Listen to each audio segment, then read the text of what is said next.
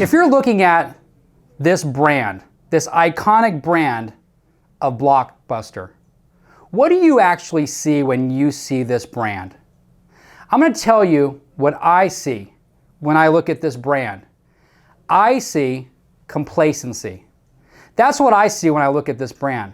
This was one of the most iconic brands in US history, and all of a sudden, it was gone. They say that the Blockbuster sign is so visible when they take it off of a building that you can still know that that was a Blockbuster because of that iconic sign. Without even the name on it, you knew exactly what that was. This would be like saying that tomorrow all Walmarts across the United States were gone. They were closed down.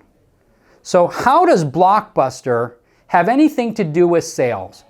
It has everything to do with sales. Understanding the Blockbuster demise tells us a lot as salespeople of what not to do. See, a lot of people don't understand why Blockbuster went out of business. A lot of people think it's because they didn't get into streaming, which could be somewhat true, but that's not the truth. Let me tell you the story behind Blockbuster. You see, what happened is that Netflix, at the end of the day, is many times thought that they were the ones that put Blockbuster out of business. That's not true. Complacency is what put Blockbuster out of business. They had the money. They had the audience. They had everything. But they became very complacent. They didn't innovate. They did not look further. They thought they had made it. They thought that they were untouchable. See, unfortunately, what I've seen in my sales careers, I've seen so many opening acts and rock stars that have thought that they made it. They stopped training. They stopped practicing. They stopped getting better. And I'm here to tell you, in order to be a sales rock star and not be a one-hit wonder, you cannot be complacent. So as the story goes, Netflix started doing it through the mail, which was something that Blockbuster didn't do. Netflix, at the end of the day, started to gain customers and started to get market share, but they were small. Netflix was small. Blockbuster was huge. They were untouchable. So as the story goes, Netflix offered to sell to Blockbuster for $50 million. Blockbuster said, no, that's laughable. That's laughable. You know what we're going to do? We're going to also do the mail. So they started sending out memberships. And they started doing what Netflix was doing. But the problem is Netflix had kind of started to corner that market. And before they knew it, Netflix and Blockbuster were pretty close in line. So all of a sudden, Blockbuster decided to do something that is what was their demise. Blockbuster decided to go ahead and say they weren't going to do any more late fees. There was no more late fees. They created an entire campaign around the fact of not having any more late fees. They had huge commercials nationally about the fact of people running down the road, no more late fees. They thought it was great. But guess what? They weren't doing anything different. They were just not having late fees. But it absolutely backfired. And at the end of the day, going forward, it was the demise of Blockbuster. Here's why.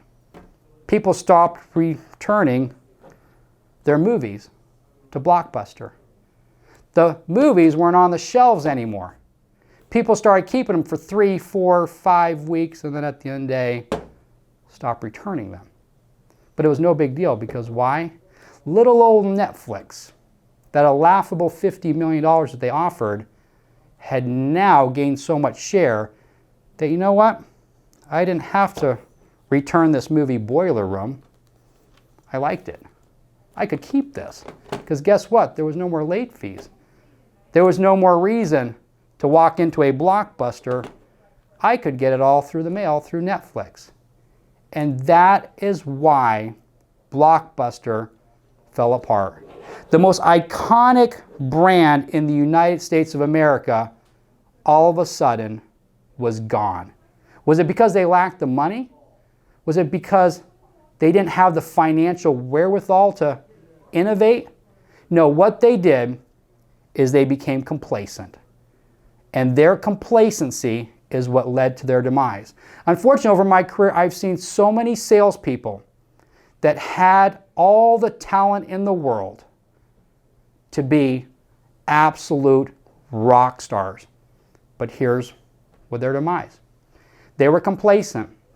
They showed up to work late. They weren't prepared when they jumped on the phone call. They, at the end of the day, started to become a lead junkie. They started trying to sift through leads just to take an order. They stopped practicing. And at the end of the day, if you're not careful, a sales rock star can very, very easily end up becoming a lounge act. So here's my advice to you. If you're looking to be a sales rock star, start thinking like a rock star. And at the end of the day, always think of Blockbuster and how at the end of the day, they did not practice. They did not innovate. They did not get better. They sat back and they thought they had the world. And at the end of the day, the world told them, we don't want you anymore. We don't want you because we don't like you. See, I think most people loved Blockbuster.